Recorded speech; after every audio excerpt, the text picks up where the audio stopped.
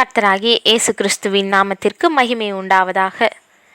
கர்த்தருக்குள் பிரியமானவர்களே, இந்த நாளுக்கான சிந்தனை பகுதியை நாம் கொஞ்சம் நேரம் எடுத்து சிந்திச்சு பார்ப்போம். மனுஷங்க எப்பயுமே சந்தோஷமாக எந்த பாடுகளும் உபத்திரவங்களும் இல்லாமல் வாழ்கிறதையே விரும்புகிறோம். யாரும் பாடுகளை எதிர்நோக்கி இல்லை அதை விரும்பி வாழ்கிறவங்களா இருக்க முடியாது. பாடுகள் அப்படின்னாவே சாபம் இல்லை தண்டனை அப்படின்ற மனப்பான்மை நமக்குள்ளே பெருகிடுச்சு. பாடுகள்னால எத்தனை நன்மை வந்தாலும் அது நம்மளை வருத்தமும் வேதனையும் அடைய செய்கிறதுனால நம்ம சோர்ந்து போயிடுறோம். அதிலிருந்து விடுபடுறதுக்காக தான் முயற்சி செய்கிறோம். ஏன் பாடுகளும் உபத்திரவங்களும் பல காரியங்களை நமக்கு படித்து கொடுத்தாலும் நம்மளுடைய நன்மைக்காக தான் அனுமதிக்கப்பட்டிருக்குது அப்படின்றதை எடுத்துக்கொள்கிறதுக்கு நமக்கு மனசே வர்றதில்லை.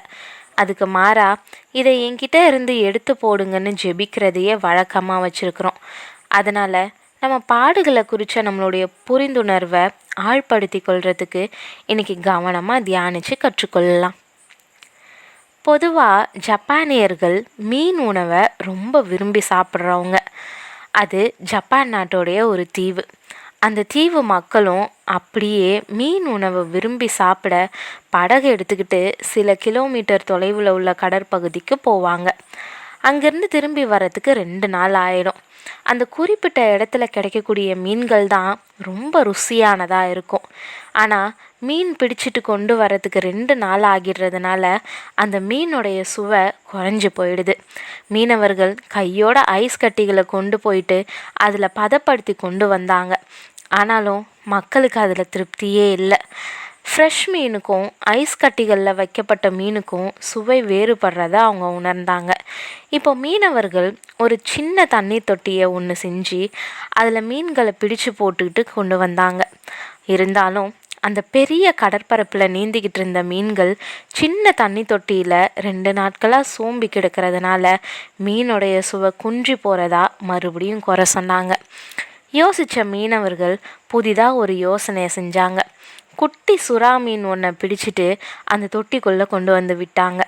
இந்த சுறா கிட்டேருந்து தன்னை தப்பிச்சு கொள்றதுக்காக அந்த மீன்கள் எல்லாம் அந்த தொட்டிக்குள்ளே வேகமாக ஓய்வே இல்லாமல் நீந்திக்கிட்டே இருந்துச்சுங்க. இப்போ 2 நாட்கள் கழித்து வந்த அந்த மீன்கள் முன்ன எப்படி இருந்துச்சோ அதை விட ரொம்ப சுவையானதாக இருந்துச்சான். பிரியமானவர்களே, நம்மளுடைய ஆவிக்குரிய வாழ்க்கையும் அப்படி தான். போராட்டம் இல்லாத வாழ்க்கையில் எந்த சுவையும் இருக்காது. பிரச்சனைகள் இல்லைன்னா நம்ம இயங்கவே மாட்டோம். போராட்டம் இல்லைன்னா நம்ம எந்த குணாதிசயத்தை வளர்த்து கொள்ளணுமோ அதை வளர்த்துக்கவே மாட்டோம். தேவனுடைய கிருபைகள் நமக்கு போதுமானதாகவே இருக்குது. அவர் எல்லாத்தையுமே நமக்கு நன்மையாகவே செய்கிறாரு. அவர் நமக்கு தீமை செய்கிறதில்லைன்னு நம்ம அறிஞ்சிருக்கிறோம். அப்படி இருக்க அவர் அனுமதிக்கக்கூடிய பாடுகளும் உபத்திரவங்களும் நமக்குள்ள நல்ல குணாதிசயத்தை உருவாக்கக்கூடிய கருவிகளாகவே பயன்படுத்துகிறாரு.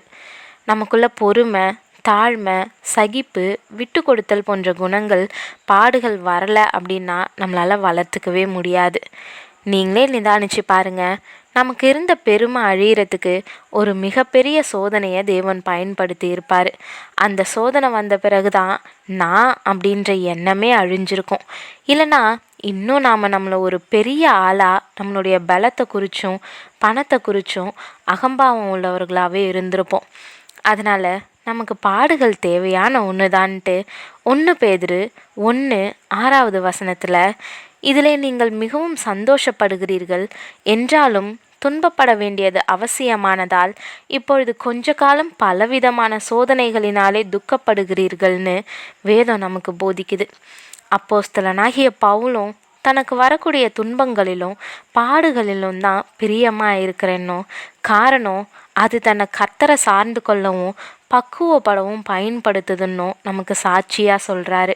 இன்றைக்கி நாமளும் நம்மளுடைய பாடுகளை குறித்து மனசளிச்சு போகாமல் அவைகளுக்காக நன்றி சொல்லுவோம். பாடுகளை பயன்படுத்தி பக்குவப்படுகிறவனே பகுத்தறிவுள்ள பக்திமான்ற உண்மையை உணர்ந்து கொள்வோம். நல்ல சுவைமிக்க நபர்களாக தேவனுக்குன்னு மாறுவோம். தேவன் தாமே கிருபையும் தயையும் செய்வாராக. ஆமீன்.